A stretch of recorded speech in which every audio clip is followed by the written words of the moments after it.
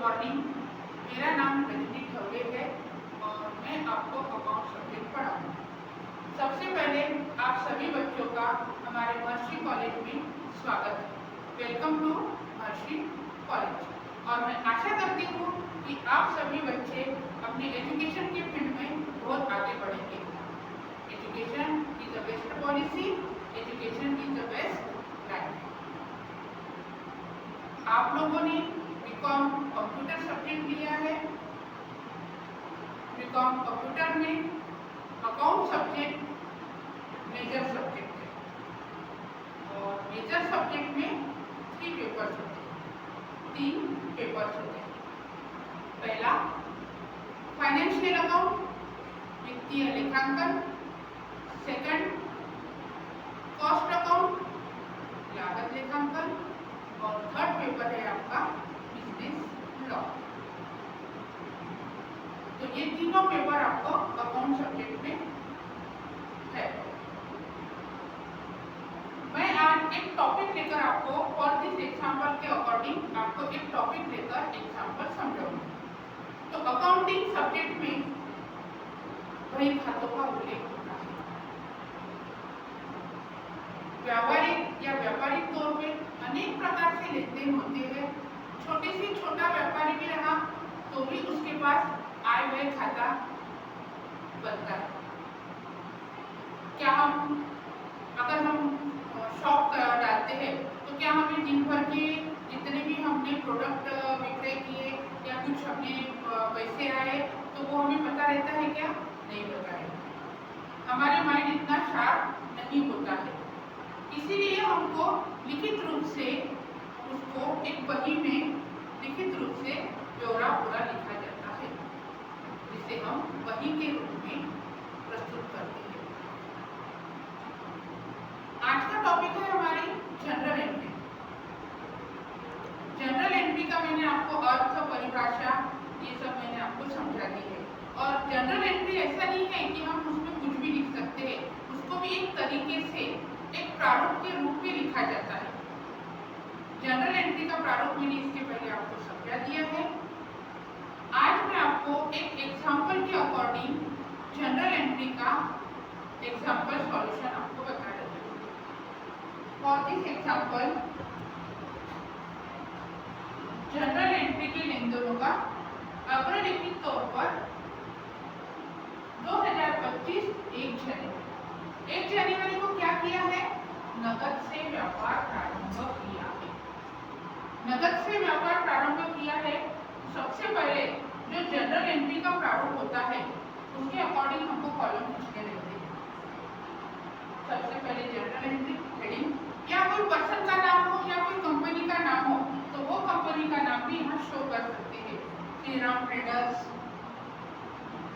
Person के according अगर वो खाता खुलता है तो सबसे पहले आती है डेट, फिर आता है पर्टिकुलर, खाता पृष्ठांक, विवरण राशि और डेबिट में और राशि क्रेडिट।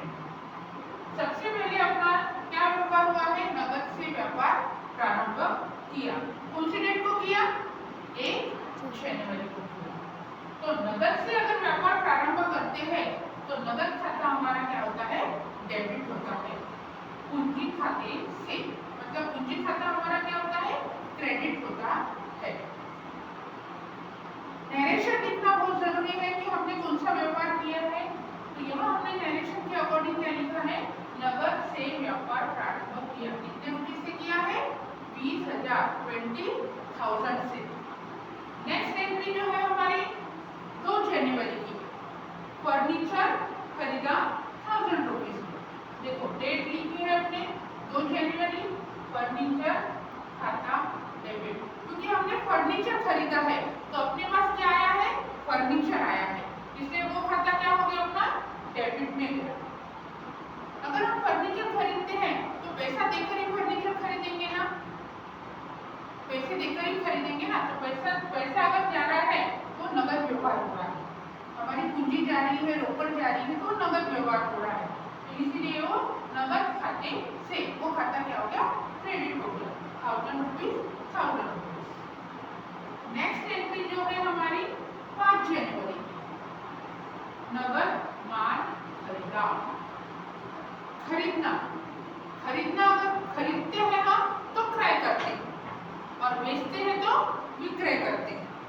अगर हमने नगद माल खरीदा है मतलब हमने क्रय किया है, इसीलिए क्रय खाता डेबिट, क्योंकि अपने पास माल आया है तो क्रय खाता डेबिट नगद खाते से। अगर कुछ चीज खरीदते हैं हम तो वो भी हम पूंजी देकर ही खरीदते हैं।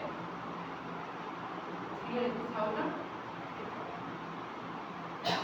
नरेशन में हमने लिखा है नगद माल खरीदा। नेक्स्ट एंट्री है हमारी 8 जनवरी की, नगद माल बेचा। सेम प्रोसेस, माल बेच रहे हैं तो अपने पास क्या आ रही, पूंजी आ रही है। पूंजी आ रही है, नगद व्यवहार हो रहा है तो पूंजी खाता भी लिख सकते हैं या नगद खाता भी लिख सकते हैं।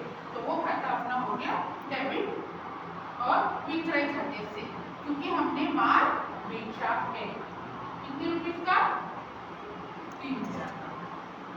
नेक्स्ट लास्ट एंट्री दी है उन्होंने 10 जनवरी की, किराया दिया। किराया जब देते हैं अपन तो क्या होता है, किराया देते हैं तो पैसा जाता है ना अपना, तो किराया खाता डेबिट नगद खाते से। कितने रुपीस किराया दिया, 200 रुपए।